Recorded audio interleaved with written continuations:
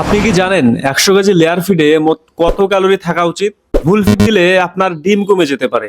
আজ দেখাবো কোন উপাদান কত পরিমাণে দেয়া হয় এবং কত ক্যালোরি আসে। সম্পূর্ণ ভিডিও না দেখে সিদ্ধান্ত নেবেন না। ক্যালোরি দেয় এমন উপাদান: ভুট্টা 62 কেজি, প্রতি কেজিতে ক্যালোরি 3300, মোট ক্যালোরি 2,04,600। সয়াবিন 20 কেজি, প্রতি কেজিতে ক্যালোরি 2,450, মোট ক্যালোরি 49,000। অটো 2 কেজি, প্রতি কেজিতে ক্যালোরি 2,600, মোট ক্যালোরি 5,200।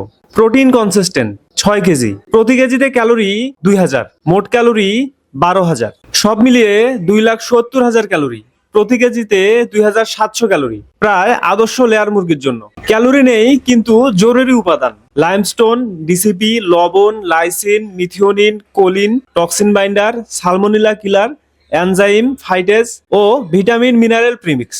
এগুলো কত পরিমাণ দেওয়া হয়েছে অবশ্যই আপনারা দেখে নেবেন। এগুলো ক্যালোরি দেয় না, কিন্তু ডিমের খোসা শক্ত রাখতে, পুষ্টি শোষণ বাড়াতে, রোগ প্রতিরোধ ও ডিম উৎপাদন ঠিক রাখতে দেয়া হয়। পরিশেষে 100 কেজি ফিডে এই ব্যালেন্সে মোট ক্যালোরি 2,700 ক্যালোরি প্রতি কেজিতে।